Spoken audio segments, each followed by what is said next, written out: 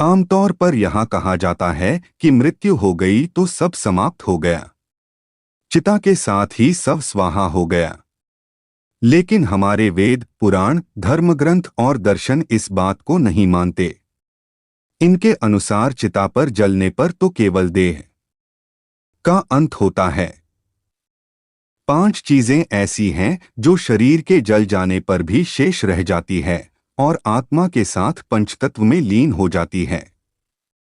उचित समय आने पर आत्मा के साथ ये 5 चीजें फिर नए शरीर में प्रविष्ट हो जाती हैं।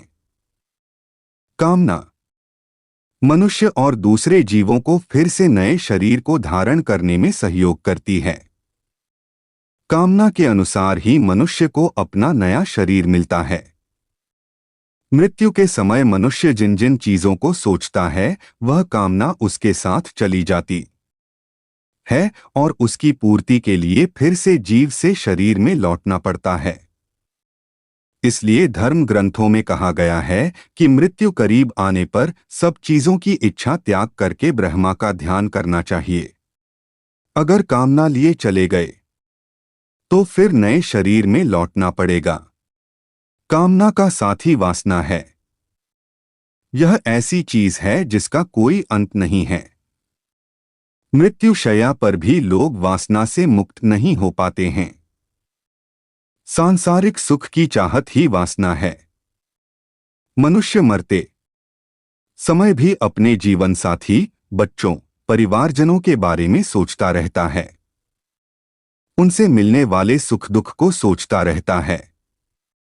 अधूरी चाहतों को लेकर छटपटता रहता है। इसी छटपटाहट में उसके प्राण निकल जाते हैं। विष्णु पुराण में राजा भरत की कहानी है। उसकी चाहत उसके प्यारे हिरण के बच्चे में थी। उसे सोचते हुए राजा के प्राण निकल गए। अगले जन्म में राजा को स्वयं हिरण रूप में जन्म लेना पड़ा। इसलिए कामना और वासना को डोट मृत्यु के करीब आने पर मन पर हावी ना होने दें। मनुष्य जीवन भर कर्म करता है, चाहे वह अच्छा हो या बुरा। गीता में कहा गया है कि कोई भी मनुष्य बिना कर्म किए एक पल भी नहीं रह सकता। मृत्यु करीब आने पर आत्मा शरीर द्वारा किए गए कर्मों की स्मृति को समेट लेती है। ये कर्म ही मनुष्य को परलोक में सुख और दुख देते हैं और इन्हीं के परिणाम से अगले जन्म में अच्छा बुरा फल प्राप्त होता है। कर्म की गति तो ऐसी है कि 7 जन्मों तक पीछा नहीं छोड़ती है। महाभारत में इसका अच्छा उदाहरण मिलता है। बाणों की शैया पर लेटे हुए भीष्म ने जब श्री कृष्ण से पूछा कि मुझे ऐसी मृत्यु क्यों प्राप्त हुई है, तो श्री कृष्ण ने उन्हें 7 जन्म पूर्व की घटना याद दिलाई। 7 जन्म पूर्व भीष्म ने एक अधमरे सांप को उठाकर नागफनी के कांटों पर फेंक दिया था। किसी से कर्ज लें तो उसे मरने से पहले जरूर चुका देना चाहिए। लिया गया कर्ज और दिया गया कर्ज दोनों ही जन्म जन्मांतर तक पीछा नहीं छोड़ता है। गरुड़ पुराण में लिखा है कि कर्ज लेकर मरने पर कर्जदाता जब परलोक में आता है तो अपना कर्ज का धन वापस मांगता है। उस समय यम के दूत कर्ज लेकर मरने वाले का मांस काटकर कर्जदाता को देता है।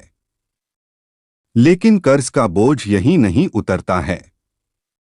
अगले जन्म में भी कर्ज पीछा करता है और उसे किसी ना किसी रूप में चुकाना पड़ता है। पुराणों में बताया गया है कि आपके द्वारा किया गया दान, परोपकार का पुण्य कई जन्मों तक साथ चलता है। जीवन में जब कभी कोई अपरिचित आपकी मदद करे तो यह समझ लीजिए कि वह आपके पूर्वजन्म का पुण्य चुका गया है। शास्त्रों में दान पुण्य को बैंक में रखे धन की तरह कहा गया है, जो बुरे वक्त में समय समय पर काम आता है। इसलिए मनुष्य को पुण्य रूप धन को जीवन भर जमा करते रहना चाहिए।